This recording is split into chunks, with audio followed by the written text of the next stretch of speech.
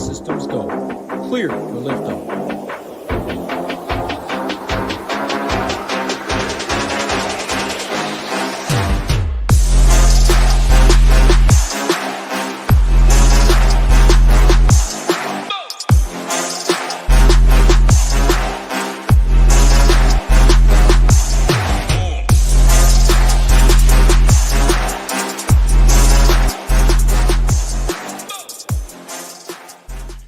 Let me try this again. Happy Friday. Good morning, Ben, Terry, Camberbo, Little Neck, M. Pete, and my man Big Marley. Reason I said let's try this again, my donkey ass started it, did not hit live. I was talking to myself. Thankfully, Big Marley recognized that because, man, that would have been a disaster.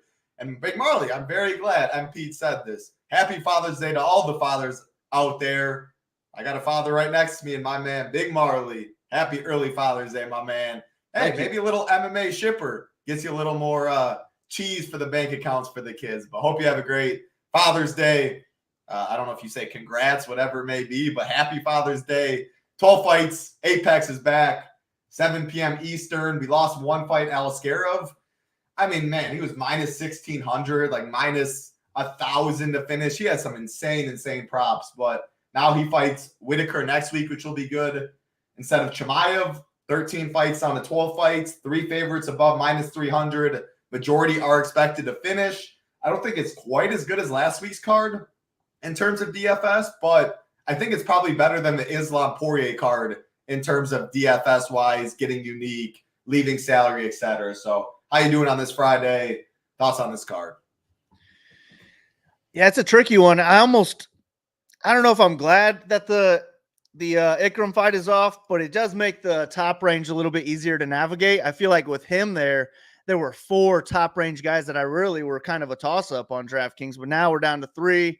So I can just mix and match them. Might make a rule to have one of those 3. And then other than that, it's pretty tricky. So I'm not sure what I'm going to do yet. I haven't been building lineups yet, but after the show, I'll put in some projections, see how the optimizer looks. If I don't like those, I'll start hand building. But yeah, hopefully we can make it a good card. Somebody in here shipping it. Absolutely. JC Dixon, what's going on? My man Siggy, what's going on? So there's 2 people when I got on the show that did not weigh in. Tagir, which Siggy just let us know he missed at 129.5. Please keep that fight on. 11 fights is never good. And then Jose Johnson, which he was the one that I had started all week, which probably most people did, cutting down to 125 for the first time as a 6-footer. I'm 6 feet tall. I weigh nowhere close to 125. I can't even imagine that. But he has not weighed in when I checked a couple minutes ago. Yeah, that's a little scary as well. Hopefully he makes weight. I mean, man, he's probably in the sauna absolutely dying right now. So life could be worse if you're out there right now watching this live. Because, yeah, Jose Johnson, what an insane cut down to 125. But Tagir, the only miss so far. Jose Johnson left to weigh. Everyone else weighed in. Wow. 6 foot 190, Terry. Yeah. Imagine shedding like 70 pounds. But yeah, any broad slate overviews, Big Marley? Like fights you're going all in on, salary stuff, just initial thoughts? You want to go bottom to top like always, and we'll talk through it. Yeah, let's just dig into it. We'll talk through it. Jose got it. We're good. Thank you, Siggy. Wow. Awesome stuff, Jose Johnson. Before we do, though, like always, I know many people watch. Actually, hold on. I'm really happy I said this because we had a winner last week. We were giving away. Sheets only could afford half the monthly membership. Shout out to you, Sheets. I don't know what happened with the other half. Just messing with you.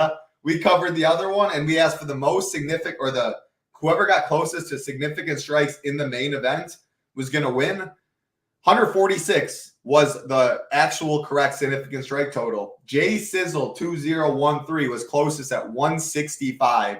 So J Sizzle 2013, email info. I'll write it right here. info@shipitnation.com. Email info@shipitnation.com. Take a picture, J Sizzle, of your YouTube. Let them know that you won from the MMA Significant Strikes, and we will get you taken care of for a monthly membership on half of Sheets and half of ShipItNation.com. And also, if you're not a member and you're not J Sizzle and you want to join us, FGC or FGWC 15, Fantasy Golf World Championship 15, gets you 15% off monthly or annual plans because our man Hoop and Tambo both advance. Awesome stuff. That'll be at the end of the month, giving away, or not giving away, 15% discount on any monthly 6-month annual package, and that will stay if you do not cancel. We also have weekly $24 a week. If you want to give us a try, I think it's a good week to try and do the weekly. If you haven't seen what SHIPIT Nation is all about, you don't get the Discord, you don't get Shiptimizer. However, MMA this week, NASCAR this week, US Open, which means huge showdown contest for PGA. We'll have the Stone covered for you there. MLB going on like always. Check out Ham and Nades later.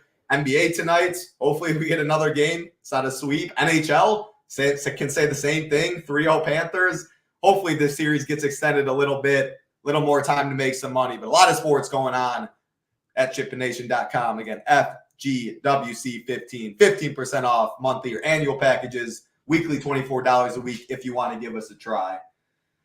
Let's talk some fights, Big Marley. Bottom to the top, and I know the order got mixed around a little bit when Alice Garib was off. Like they bumped up Douglas Silva de Andrade fight to the co-main event. I think some of the early stuff got mixed and matched a little bit. From what I wrote on Monday, what was the original bout order? I'm going to go based on that because that's what I have the slate plan, but shouldn't be too far off. So I'll say first fight of the night, but it actually might not be the first fight. Mel Costa taking on Shailin Nordin-Becky. Like I think this fight might have got raised a little bit. Anyway, we have, where the heck is it in this order? Hold on, I'm on fight. Oh, it's the second one. Yeah, it looks like Knutson might be the first one.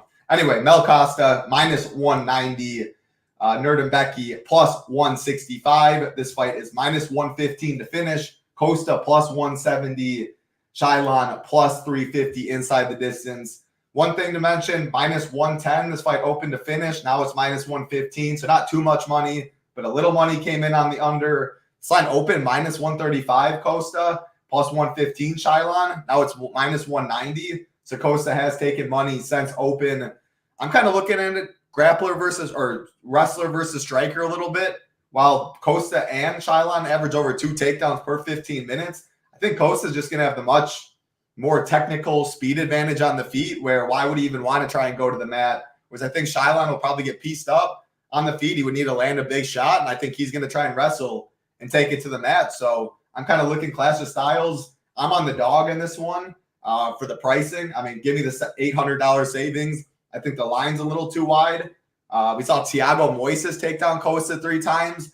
Moises was in on the deepest double legs I've ever seen, and he still couldn't complete them against Klein last week. Shailin's completing these, I think, this week. So I'm on Shailin and the dog to start it off, either a late finish if he can break them, kind of like Steve Garcia did, or a decision. But, yeah, dog for me to start it off. What about you? I think most of my lineups will try to avoid this one, but I'm okay with either side. I think I'm going to avoid it, though, because I'm picking Costa to win. I just think you're right. I think he's going to have a much bigger advantage on the feet than Nordin-Becky will have on the ground. If Nordin-Becky wins, though, I think he's going to have to grind out time on the ground, rack up multiple takedowns, spend 6 to 8 minutes in top control, or land one big shot on the feet because he doesn't throw enough volume when he's on the feet. So we need that knockout if he is going to be striking. But either way, if he wins, he probably does score well. And he scored well in all of his wins so far. He scored 99, 105, and 111. All of those will end up on the optimal lineup if he could do it again. So he probably is my preferred play for that reason, but I just think that the field's going to be on him enough where I'm not getting different with him. And with Costa, maybe you can get a little bit different. So I'm just not sure. I just don't know that Costa will be able to do enough on the feet. If he does have a clear striking edge, he's probably going to have to finish it because 3 rounds of striking, even at a decent pace, I don't think that's going to be enough at $8,500. So I'm thinking I'll just go more stars and scrubs because I do really love the top range. But like I said, I haven't built lineups yet. I don't know what it's going to look like, but I do think Costa could be a way to get a little bit different on this card. Just get me away from that stars and scrubs range, kind of hang out in the mid-range a little bit. But at the same time, my favorite Costa lineup, I'd be okay saving $800 going down to Nordin-Becky, getting even that much different. So do whatever you want with this fight. If you are leading Nordin-Becky, I would just get leverage on him. Maybe even fade Costa, go underweight to him. But I'm just trying to get away from the field on the underdogs on this card, I think. Yeah, that makes sense. Like, Costa's really more of just a game theory. Like, he's priced right next to Tyra in the main event, who's going to be double the ownership. The mid-tier isn't that great, though. So, like, he's going to get some ownership. Quinlan's going to get some. because that Andrade John's fight's pretty gross. People don't want Armfield much. People don't want Kwamba much. So it's kind of just Tyra, Costa, Quinlan in those three in that range. And Tyra's going to be double both Quinlan and Costa. The thing is, like, round one for Costa, plus 575. Shylon's plus 625. It was plus 700, got bought down. So you're getting 800 savings with pretty much the same first round prop. The wrestling heavy approach. Again, Costa plus 170 inside the distance, open plus 200. But even you'd take a second round knockout for sure at 85. Like, that could very well be optimal. Third round, though, it's not guaranteed. He lands like 4.4 significant strikes per minute. And if he's worried about the threat of the takedown, that also can stifle some of your offense. So, yeah, I prefer the dog on the money line for the 800 savings and just in general for DFS. Costa will be in my pool, though. Let's keep it rolling. Women's division. We have a couple women's fights on this card. One of the lower-owned combined ownerships, Josephine Knudsen taking on Julia Polasturi. Minus 170 is Knudsen. Plus 145 is Polasturi. I'm just going to say Julia, probably botching that. Plus 275, I think the most likely fight to go the distance on the card is this one, plus 275. Knudsen, plus 385 inside the distance. Julia, plus 600. I'll throw it right to you in this one, Big Marley. Do you have any interest in Knudsen in the top range to get difference? And for the Julia side, good money line equity compared to her price. So what are you doing with that? I think this is my least favorite fight on the card because I like Knudsen to win. I just think she's better everywhere. Maybe Polastri has like bigger one-shot power, but I don't think either one of them are getting a knockout here. And I also think maybe Polastri's the better submission grappler, but I don't know that she's the better wrestler. So I feel like Knudsen's more likely to get takedowns, more likely to spend time in top control. I think she's good in the clinch, which would be bad for us because we're not even getting the 5 points for the takedowns. And then I also think she's the higher level, more technical kickboxer in this one, and she's going to win at range 2. I just don't like the $9,100 price. She did score 110 in her last fight, but I don't see Polastri being that pathetic on the bottom and letting her get that many points in top control. So I think Knudsen's going to be a fade for me, and I'll try and get up a little bit more to the $9,300, $9,500 range instead. But she is a way to get different, and I might even have her ownership a little high. I kind of upped it because of her last score if people are game log watching. And then on the other side, Polastri, I really don't have a lot of interest in her either. But the last time Knudsen fought, I shipped it having Marnik Mann in the lineup. So maybe Polastri can get there by losing and putting up 30 points or something like that. And she could be my preferred play for that reason. I just don't think she's going to win. Give me Knudsen to win and score like 80 points and not get it done on the optimal. So if you had to pick one of Fernandez, or I'll just say rank them, Knudsen, Fernandez, Kwamba, because I think those are the three clear, if you want to get different in the top range, who is it? Fernandez is my least favorite. And then, boy, the other two would be a toss-up. I'd say whoever I have lower owned will be my preferred play. I like it. Yeah, how I ranked it was, because I was going back and forth.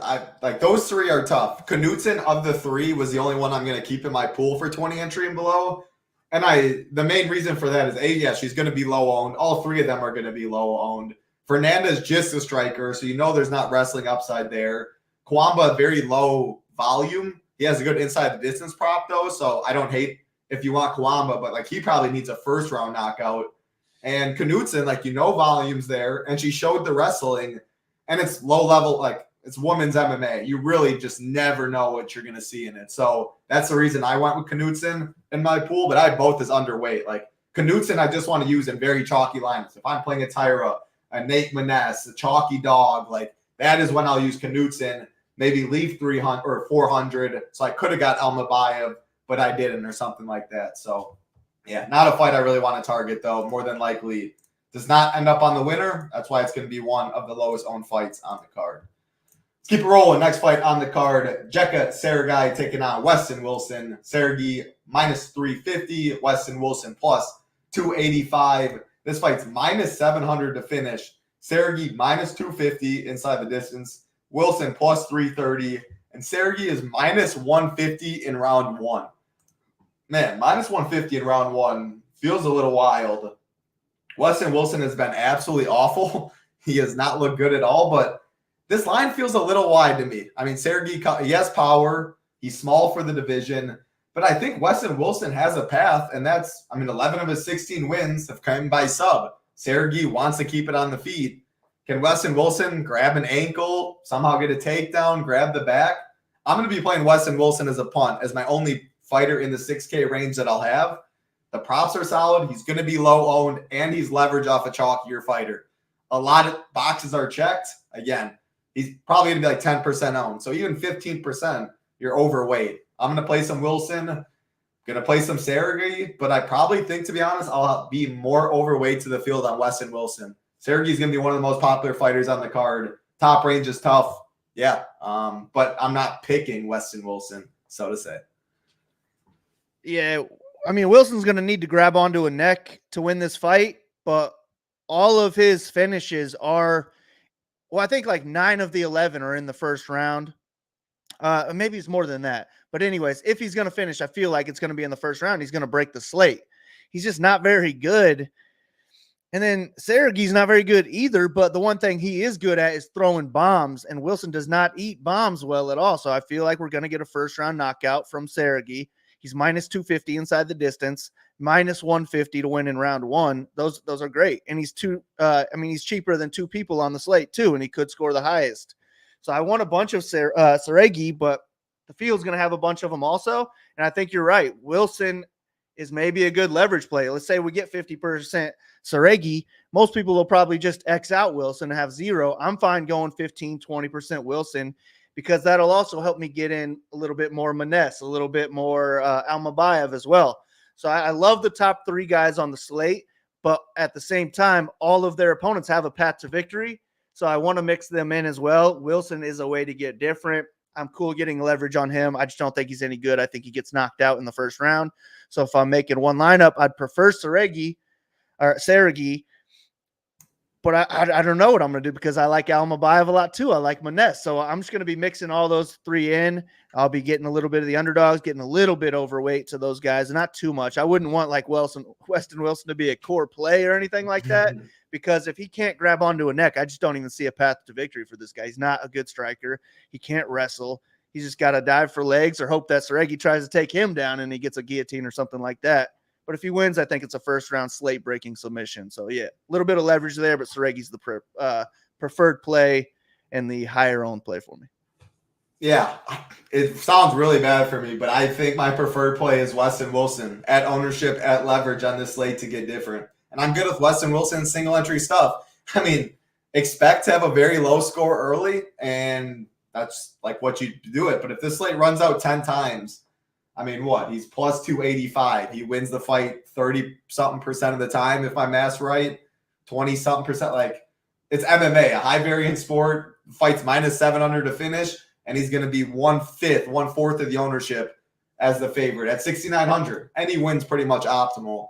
Yeah, I'm on some Weston Wilson, and it's easier for me because I'm not playing Jimmy Flick. I'm not playing Jose Johnson. So right there in that range. And then you get Julia Polisteri and Carly Judas, 2 of the not really high upside plays, in my opinion, like the good money line floor plays for their price. So of all 4 or 5 of them right there, yeah, Wilson might be the lowest owned, and I have the most interest. So I like it. Wilson or Flick, if you had to choose, yeah, I just talked about it. Definitely Wilson for me. If we'll get to that fight, and then actually you can answer right now. They're the same play to me. I'll have a similar amount of both. What's going on, Big Driggs? Hope you're doing well. All right, we'll get to that fight pretty soon. You already tipped your hand in this one. Gabriel Fernandez, Carly Judas, minus 161. Fernandez, plus 141 is Judas. This fight's plus 155 to finish.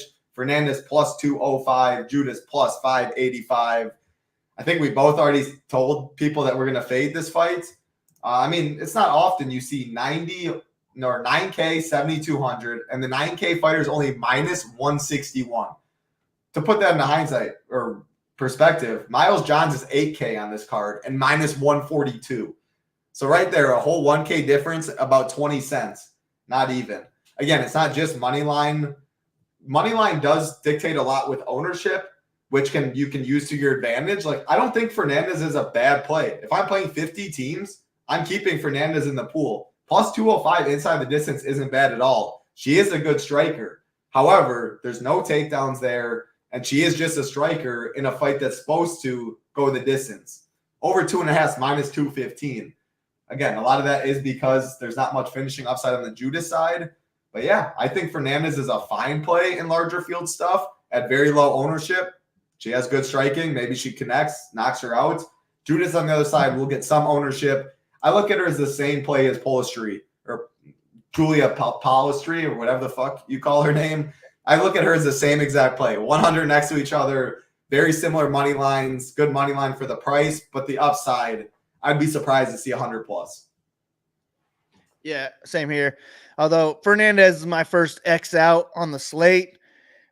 She started the week, she was like minus 210. And I was on the Diehard MMA pod, and I said, that's ridiculous. She shouldn't be minus 210. Maybe she should be around minus 150. And then like the next day, she drops down to minus 150.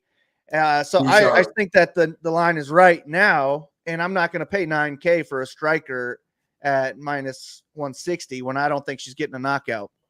And I feel like the fight's going to be a striking match either way, but Fernandez is probably the slight better striker with more power. I see her landing the harder shots, but Judice probably lands more shots, and we'll have one judge score 30-27 Fernandez. One judge will score 30-27 Judice, and then the other idiot will make the decision.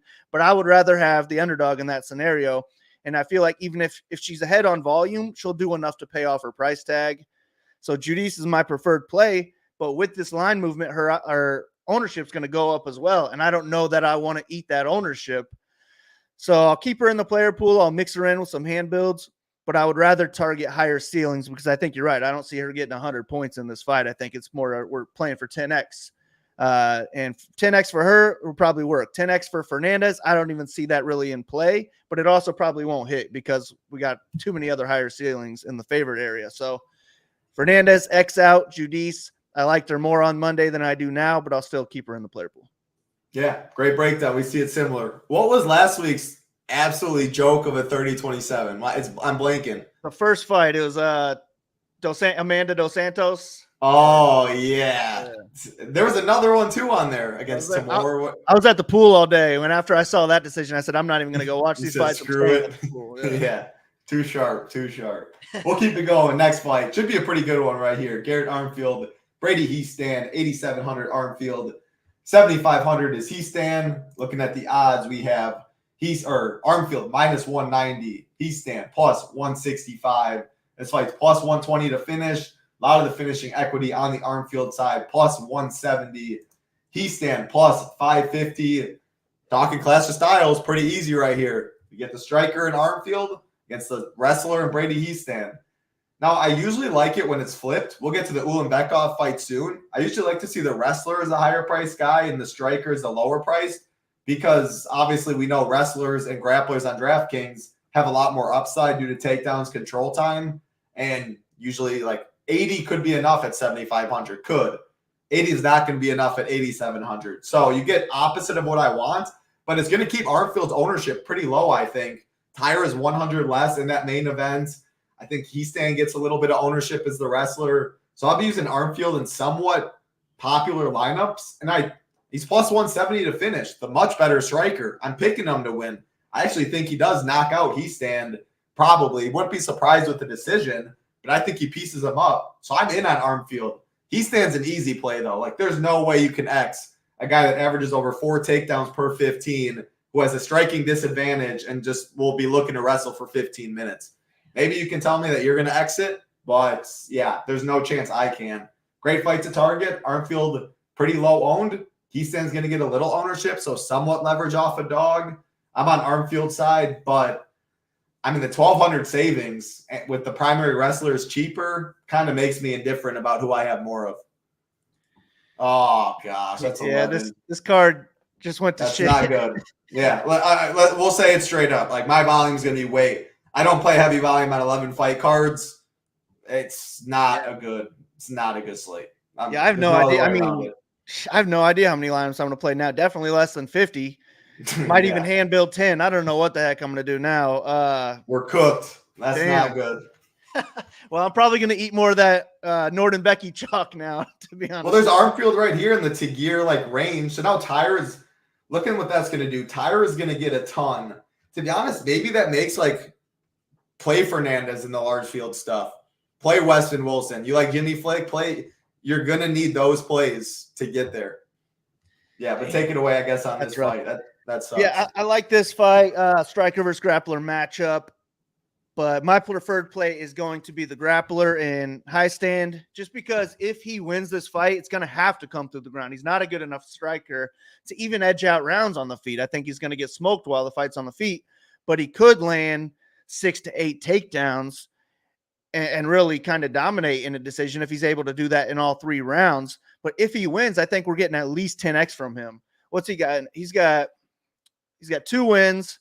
A 96 and a 96 and a 77. I'm okay with those. And then he's got a loss for 78 points. That's solid. We're not going to get a loss from Armfield at 78 points.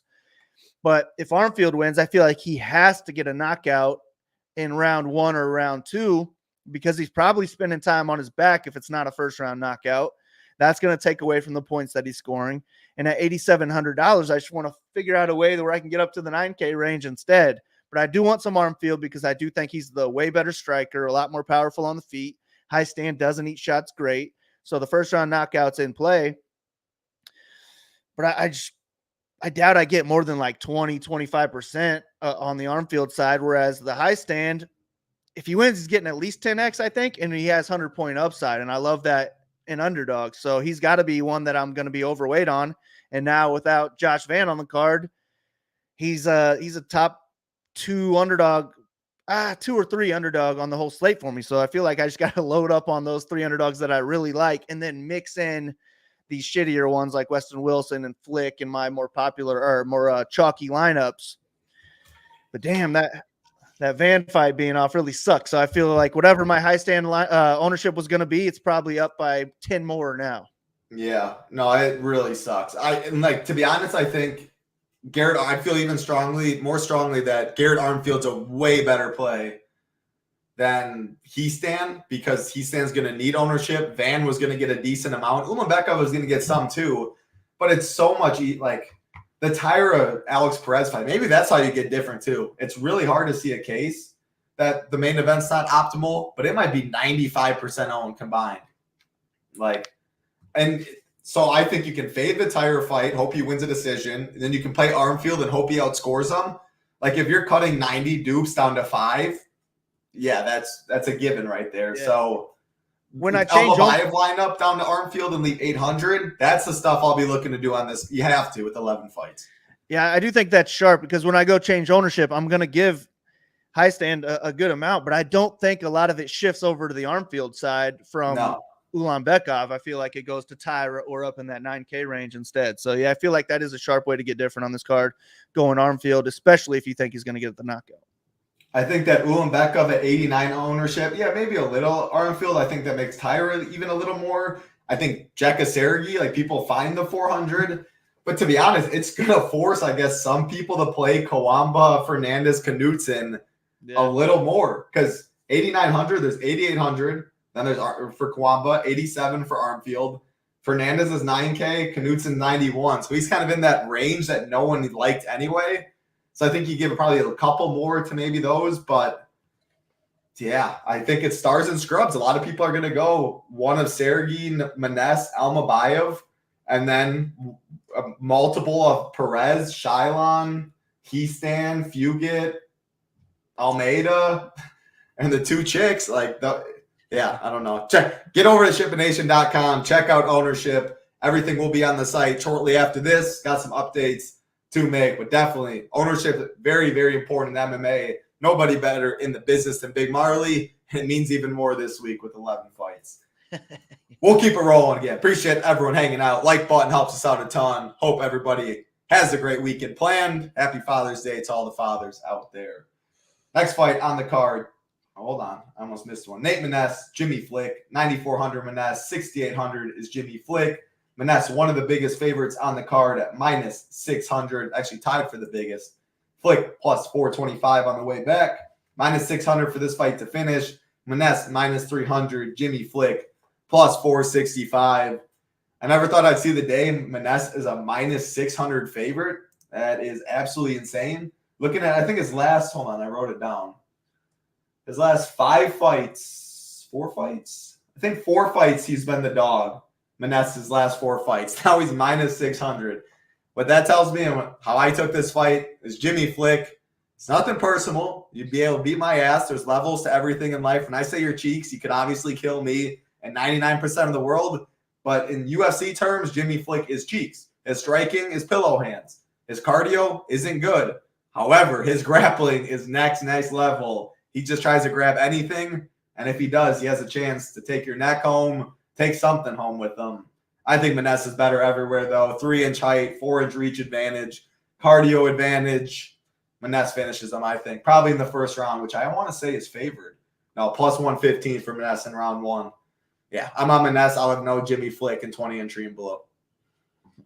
Yeah, this is kind of the same as the Sergey and Weston Wilson fight to me, where if Flick wins, it's going to have to be a first-round submission, but he's not a good wrestler, so he's going to be diving for legs and just hoping that he can land something. And if he can get the fight to the ground, then he is going to be live for however long he can keep it there.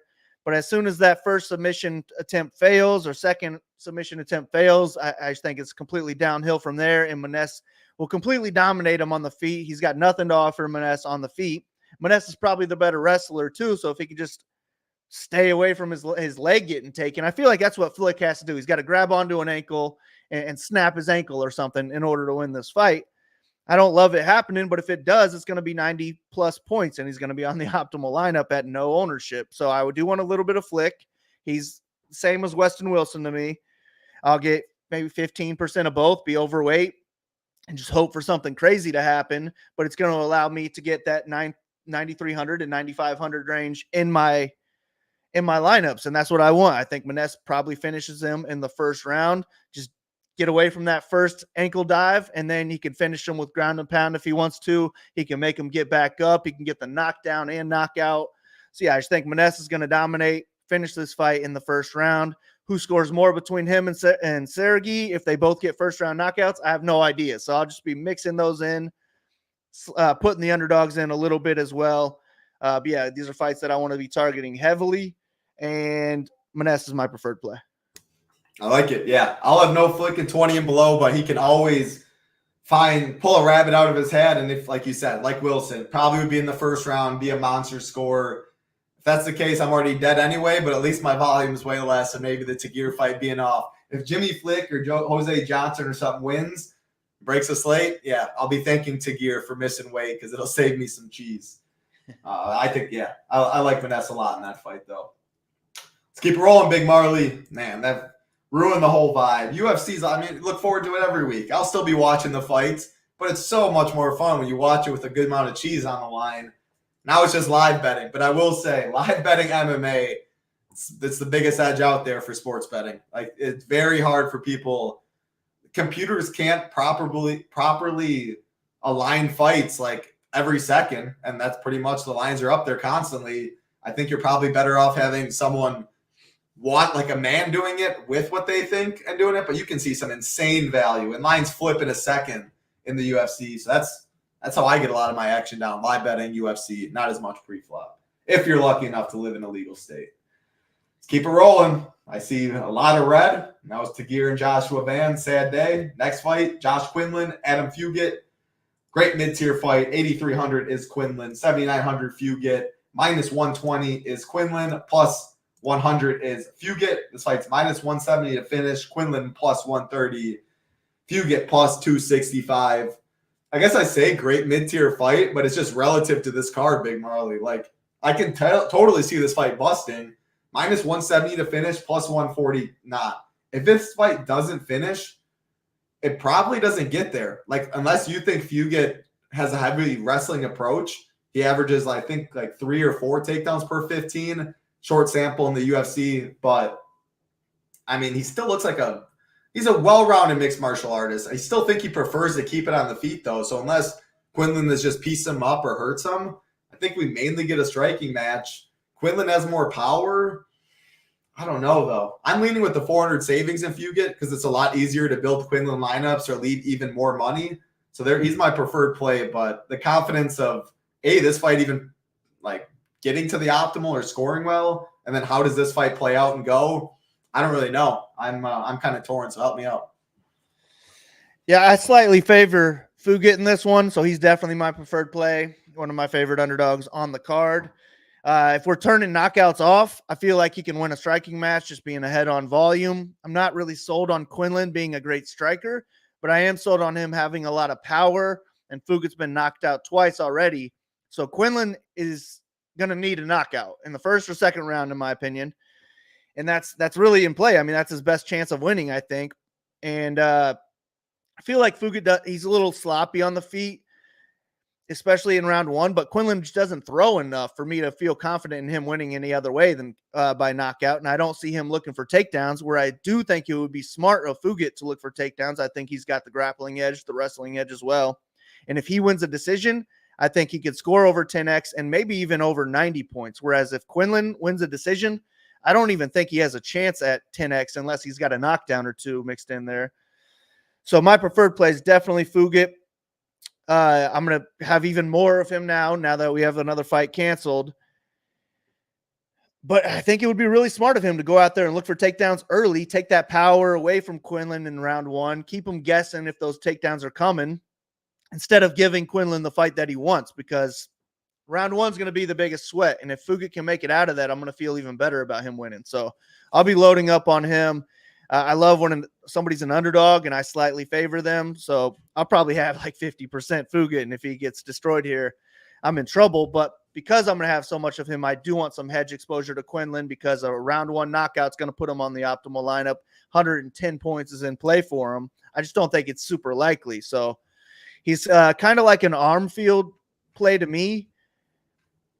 But I probably prefer just to save that $400 and go to Quinlan instead, and I'll just load up on this fight. If that 50% doesn't go my way, hopefully I'll have 20 or 30% Quinlan as well, and those lineups will be live. So I'll be loading up on this one, especially now that we lost that other fight that I wanted a good amount of. But yeah, give me Fugit. And you don't like get off the Tyra, go to Quinlan, leave 300 and fade that fight, do you? I mean, it's 11 fights. I'm trying to. I guess a better question would be what percent of the time can Quinlan outscore Tyra when they both win? When they both do you match their first round prop? Do you match Quinlan's first round prop? We knew that they were both going to win. Yeah, I feel like Quinlan could outscore him 110 points with the first round knockout, whereas if Tyra gets a first round finish, he probably scores like 98 points. I don't see him getting a knockout. So I think you're willing to do that. Yeah. All right. Yeah, I'm okay with that. Quinlan's plus 300 in round one. Yeah, those are the things you're going to need to do on this card. If you want to, it's not even realistic, I guess, to solo ship. Like, that wouldn't even be my goal now. It's like under 10. Like, give me 10 dupes. Give me 15 dupes. And I just don't love those cards much. So, because you still have to be perfect, and then you're sharing. It's a tough game out there with 11 cards. We'll keep it rolling. Again, everything will be on the sites shortly after. Already making some changes, working on stuff right now. 4 fights left. Asu Almabayev taking on Jose Johnson. Almabayev tied for the biggest favorite on the card at minus 600. Jose Johnson plus 425. So it's minus 180 to finish. And Almabayev's minus 160 himself. Excuse me, minus 160 to finish, that is. Jose Johnson plus 600. You don't get any more wrestler versus striker than this, Big Marley. Almabayev coming off what? So first of all, actually, I wrote this right away and I want to say it. How often do we see a plus 425 dog have an 8-inch height advantage and a 6-inch reach advantage? That part's crazy to me. But when you dig into the fight, yes, it's 5'4" Almabayev, 6 foot Jose Johnson. But Jose Johnson has been taken down 12, 6, 2, and 4 times in his Dana White Contender Series and UFC fights. And Almabayev's coming off 9 takedowns and 9.5 minutes of control for 118 DK points. Jose Johnson's a solid striker. Almabayev just not dumb, and I think he'll chain wrestle, have success, keep him on his back. Johnson somehow gets up, dump him down, repeat. I ain't no hot take. He's minus 600, but I think that's how the fight goes, and I think he scores well. How do you see it? Yeah, I mean, if this was a striking match, I think it's going to be a lot closer to a pick'em line. I would favor Jose Johnson. You wouldn't? Probably, yeah, I think I would too. But Almabayev can strike, whereas Johnson's not going to be taking Almabayev down. I just don't see that. The thing is, if you just like everyone knew it was just a striking match, Johnson's not worried about the takedowns. I think that jab would be money all day at range. But in a fight like this, I wouldn't be surprised to see Almabayev outstrike Johnson because the threat of the takedown and having to sprawl and all that is always going to be in the back of his mind. Yeah, Johnson's going to be like a head taller in this one. So that's got to be intimidating standing across from him in the cage. And Almabayev is smart, so I just think he's going to be looking for takedowns early and often. Johnson has been taken down 24 times in 4 fights in the octagon, and Almabayev is coming off a 9 takedown win. So it just looks clear as day that he's going to go out there and mop the floor with this guy. And I love that. If you could score 118 points in the decision, you're my type of DraftKings fighter. I love that stuff. But I also love Maness. I also love Sergey. So I don't know what my ownership's going to look like in that top range, but I'm going to make a rule that every lineup's going to have at least one of those 3 guys in it. Wow. And then I like the Weston Wilson and Flick sides more than Johnson because I think if they win, they're scoring 90-plus points in the first round submission. Whereas if Johnson wins, maybe he's just getting back to his feet, and it's like a split decision win for him. The judges. I think a lot of it judges not rewarding the control time or something, and when he does get up or the strikes are landed heavier or something. But yeah, I just don't and that's not going to score well. So I feel like Johnson has to get a first round knockout in order to win, and I don't think it's going to be on the feet enough in the first round for him to do it. So I like him less than those other 2 people, but I'll still keep a little Johnson in my exposures too because I want some Maness and Sergey lineups, and one way to do that is to throw Johnson in. Then I can afford what I want. So I'll be mixing those 3 fights into a lot of lineups. I mean, I'm not going to have a lot of lineups, but that's kind of what I'm thinking with my hand builds is I'll be clicking 1 or 2 of those top 3, maybe throw in one of the cheap ones, and then see what I can mix and match around there. But yeah, give me Almabayev to land possibly 10 takedowns in this fight. Score maybe 120 plus points in a decision. I like him a lot. He's a core play for me if I can afford him. But if I can't afford him, I'm fine going down to Maness. I'm fine going down to Sergey. They're all really similar ceilings for me. Yeah, great. I mean, Johnson's plus 1,300 in round 1. I think he's by far like I like Wilson. I'd much rather play Flick. Yeah. I can't get – even if I had 150 teams, I don't even know if I'm clicking this dude. With 11 fights, maybe I am. I'm not playing 150 teams this week, though. That's for sure. Almabayev is plus 200 in round 1. That is pretty crazy, though, for a heavy wrestler that I guess is more decision-oriented. But, yeah, he should dominate Johnson on the mat. 3 fights left, Big Marley. Good stuff, as always. 1, 2, 3. 3 fights. And, again, I think this is co-main. I'm going same order as my slate plan, though. Douglas Silva de Andrade, Miles Johns. Again, I've said Silva de Andrade first because he's higher priced at 8,200. Miles Johns is 8K, but the cheaper fighter is the favorite now. Miles Johns minus 142. Douglas Silva de Andrade plus 122. But then you go back to the inside the distance props, and it's flipped. The higher price small dog in Andrade is plus 200 to finish. The favorite lower price guy, Miles Johns, is plus 400 to finish. So I was very curious to see ownership. I'll say it out loud. It's going to change, though, because the fights were canceled. Ulanbekov, that is, and Van. But we had 19% John, 17 Andrade. I doubt it really changes too much. And, yeah, it's the clear worst fight than Quinlan and the Costa fight in this range. It's supposed to go to decision. I don't know. And Miles Johns can be low volume. Douglas Silva de Andrade can be low volume. Miles Johns has some wrestling, but he's never scored over 87 in a win. Douglas Silva de Andrade, if he doesn't knock him out in the first or second round, I don't know how he scores either. I don't like this fight. I put it as underweight. It's just now it's like in chalky lineups, I'm going to have to use this fight even more because it's going to be low-ish owned. But, man, like I don't like leaving money. Like a Tyra, I can play Tyra, but I'm going to play Miles Johns or Douglas Silva de Andrade more. Like not saying I won't do it because that's when you win all the cheese. But, man, it's hard to do it. Go ahead. We got another one from Sheets. Appreciate that, Sheets. Sheets, you the man. He's keeping up great work as always. Give almost a free month to someone on me. That's on you. You got all of it. Title, let me know in the Poker Cash Games video. Yes, I did hit up Sheets. I've been heavy in the poker streets. Appreciate you, Sheets. Nice. Go ahead. Yeah, I kind of hate this fight, but now maybe we do have to target it. I just don't see either side really scoring great. I think Johns is the better wrestler, but he doesn't wrestle as much as I would like him to. He's a pretty good boxer, but I feel like Andrade is the better overall striker and more dangerous, especially early. And I don't know. I feel like the only way we're going to get 100 points out of this fight is a first round knockout. And I think Andrade has a better chance at doing that. So I would rather take Andrade, especially at lower ownership, being the underdog as priced as a favorite. So I might just go Andrade only. I don't know what the heck I'm going to do with this fight. I wanted to avoid it, but I don't know. Yeah. We'll see what happens now. But I will say that Andrade is my preferred play because of the lower ownership. And if you told me that Johns was going to go out there and shoot for 10 takedowns in this fight, then I'd be fine. Let's go ahead and get some Johns exposure. I think he could do well if that's the case. I just never trust him to do that. He can slow down too if he does do that. And he's got one-shot power like Andrade. I just don't trust him to do it. He's never scored over 87. I don't think he's going to score over 87 again here. And I think we're going to get a winner that scores like 65. And it's probably just not going to matter who gets it done. So ideally, I'm getting away from it. But to make my lineups a little bit different, Andrade is my preferred play. I like it. How do we want to, I'm clicking it again. How do we want to do this, Big Marley? Do you want to do something like last week where we pick it next week? Again, we said the winner earlier from Sheets last week. Make sure, again, let me get the name. I don't know why he would fast forward this time of the show, but if he tuned in live, JSizzle2013 was the winner last week with significant strikes. So that was half on Sheets, majority on Sheets.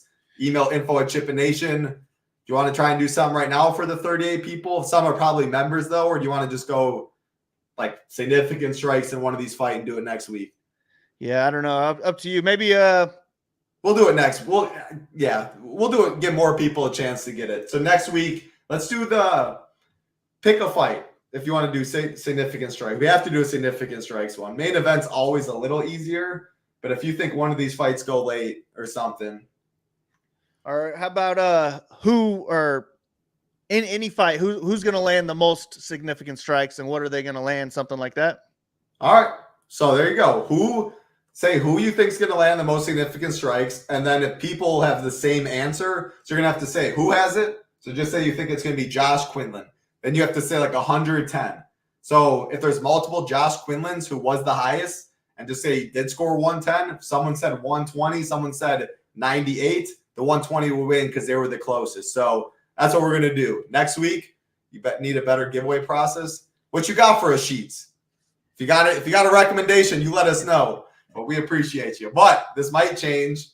Sheets, I don't know what you want, man. We need a non-member who wants to be a member. And I want to open up because a lot of people watch it on playback. So right now, unless Sheets changes it on us, we have or 2 we can minutes. even do like just put anything in the comments and we can do a random generator. Next week, maybe I bring it. All right. You know what? You want to do that, Sheets? Tell me what you want to do in chat, Sheets. Tell me what you want to do, Sheets. We'll talk about this next fight. You make up your mind, then we'll get back to you. Timothy Kwamba, Lucas Almeida, 8,800 Kwamba, 7,400 is Almeida, minus 205, minus 200 roughly is Kwamba, plus 165 on the way back for Almeida. This fight is minus 185 to finish. Kwamba plus 130, Almeida plus 275.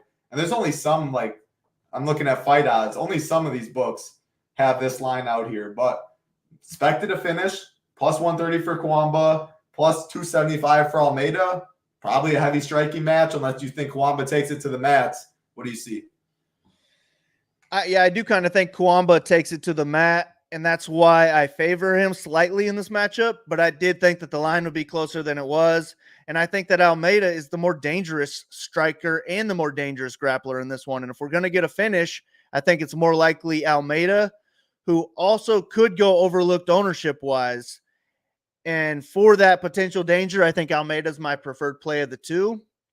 I just think that it's going to be pretty close on the feet where Almeida is going to be landing maybe the bigger shots and the higher volume, but Kwamba's doing enough to keep it close, and then a takedown or two puts the stamp on the round. I just don't know that he's going to do enough with the takedowns on the ground. He's not really an active what do you want to call it, ground and pound type of wrestler. So I just don't see Kwamba having a high ceiling in this one. And my favorite thing about his striking game is his head kick. But if he's not landing a head kick knockout, he's not going to be racking up a whole lot of volume either. So even though I'm picking Kwamba to win at these prices, I would much rather save the $1,400, go down to Almeida, get a little bit different that way. But now even with Van gone, he's going to get more ownership than he was earlier too. So this is just such a tough card. But give me Kwamba to win and not score enough. My preferred play is Almeida. Yeah. Moral of the story I hope you take out of all of this is unless you really like one of these big dogs or low-owned people, probably scale back a little bit in terms of volume and either tell yourself, I don't care if I split with everybody and play the chalk, or like myself, I'd rather try and get different in one spot, 2 spots. It's going to be uncomfortable, leave money, and then hope someone cheaper outscores someone more and money's left on the table. Like that's how you're going to see probably not even a solo shipper. That's when you'll see a 5-10 dupes type of stuff. Okay, here we go. And I run the risk of asking something you've already talked about. Here is the trivia question. While you're doing that, what's up, Nate D? Hope you're doing well. Little Neck, always dropping towers in the NBA chat. He said, if you're not a member, definitely sign up at SHIPIT Nation, get in the Discord. So that means monthly, 6-month, or annual. And Little Neck opens the DMs for people, and he will help you with NBA. Definitely been on the grind hard, Little Neck has. So shout out to you, and that is very nice of you. All right, there you go. Marley took down the lottery within the last year with a losing fighter. Who was it? I'm going to zip my mouth shut. That's all I'm going to say right there. I will tell Sheets why I'm laughing a little later. Very nice of you again, Sheets. First one, if you're not a member and you want to be one, respond to this in the YouTube chat. You will win. Main event time, Big Marley. Again, appreciate all y'all hanging out. Tatura Tyra, Alex Perez. -206 is Tyra.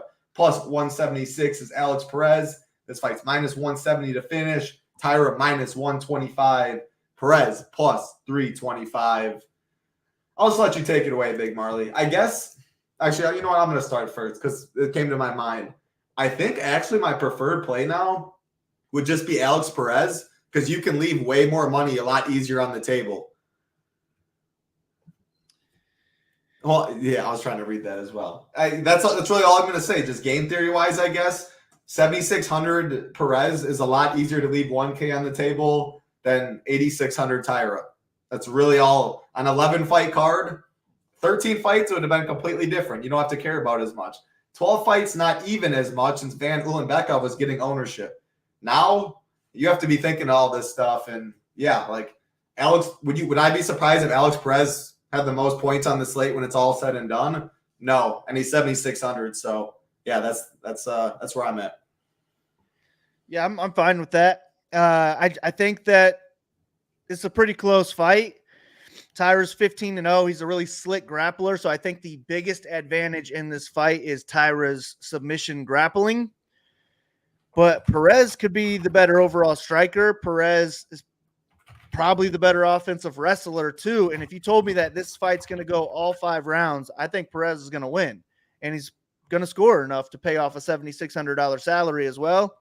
Whereas if Tyra does win a decision, I don't know that he's going to be on the optimal lineup, especially when he has to beat all the guys in the 9K range too. So I'm fine with Perez being the preferred play of the two, but he has been submitted 5 times. And I feel like Tyra is going to make it 6 at some point in this one, just grab onto a neck and maybe the second round. But if it is a second round submission, maybe he's not scoring enough points. Maybe that's an 80-point win, and that's not going to cut it. So I think we can get away from it as well in hopes that Tyra gets it done. But I'm not confident on this fight. I think it's closer to a toss-up than a clear favorite for Tyra, like the line indicates. And I really don't care who the optimizer gives me as my preferred play in this one. If I have 20% more Perez than Tyra, I'm fine with it. If I have 20% more Tyra than Perez, I'm fine with it. I'm cool with either one in single entry. So my plan, especially with hand building, is to start with other fights, get in the fights that I want, and then try and squeeze this one in, whoever it may be, as long as I have the salary to make it happen. And I also said in my breakdown that I probably want this in 3/4 of my total lineups. But now looking to get different, maybe I want it in less. Maybe I want it in like 50% of my even lineup. 3/4, even like it's gonna be 90-something% on. So at least 75, you're kind of underweight. 50 though, and go half, you make even a bigger stand. I don't know. Like I'd rather fade this fight than play Jose Johnson. But I probably would rather play Fernandez than fade this fight. So I don't know.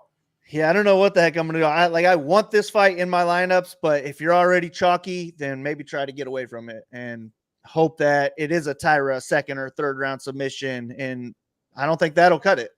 No, probably not.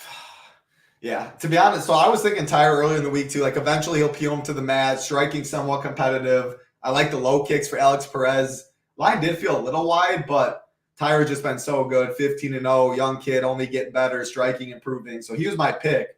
But yeah, again, now it's a whole different. Hey, your pick doesn't really matter as much in DFS. The nature of the slate now with 11 fights, you got to get different. Again, if I think a 7,600 fighter could be the highest scorer on the slates, which I think he can be in a win, I think it's so much easier. Like if Alex Perez wins versus Tyra, I think you have a way better chance of having less dupes on the winner than I do Tyra, just because of the salary and what you can do with that. So yeah, that Alex Perez is my preferred play by a good bit now, literally just because we have 11 fights. Nothing else, just game theory wise. All right, Sheets. No one responded about man. And I responded to you in like, we can't do it in Discord because they're already members. So you can yell at me, but we do want, I mean, you're not paying us for nothing. We want someone to get a membership. We gave you one, or the one that you donated last week. We shouted him out in the beginning. So again, JSizzle2013, email us info@chipination.com. I'm just going to run it back, Big Marley. It's going to be so much easier.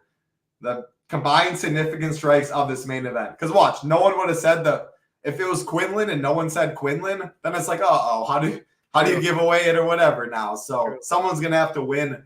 Sheets is giving away a monthly all-access membership. All you have to do, if you're not a member, in the YouTube comments, combine significant strikes for Alex Perez to Tura Tyra. Whoever is closest, we will shout out next week, and you will get a monthly membership on our man Sheets. Unless I'm just going to do that. Sorry, Sheets. I know, I'm not going to go back and forth.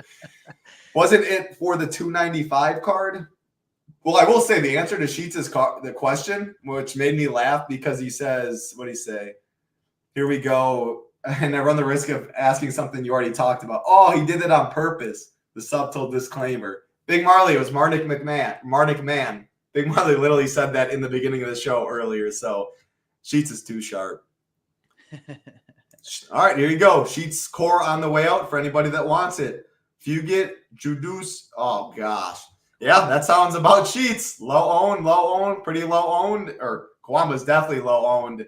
If that core goes off, you will win all the cheese more than likely. Appreciate you, Sheets. Appreciate you, G. Kiefer. Appreciate everyone out there. Hope you all have a great day. Any final thoughts, Big Marley? Nah, man, just go light on this card. It's the toughest card I can remember, to be honest with you. So I'm not going to have a whole lot in play, but hopefully one of us can find a way to take it down. Good luck to you, Title. Good luck to everybody listening. Thank you, Sheets. Let's ship it. Let's ship it, baby. Again, all MMA content will be up on the site shortly after. Projections, ownership, slate plan, fight ranking, core report, everything you need. FGWC15 gets you 15% off. Again, shout out Hoop and Tambo in the Fantasy Golf World Championship.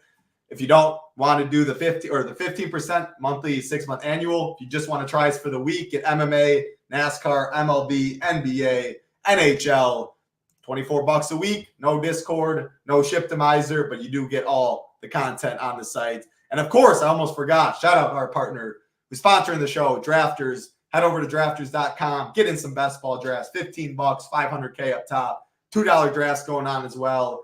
Put it in 100, they'll match you $100 for a new account if you use that promo code. Ship it. Hey, let's ship something this week, Big Marley. What do you say? Happy Father's Day to everyone out there. Have a great Sunday. Let's make some cheese this week. Stay safe. For Big Marley, I'm Titletown. Peace.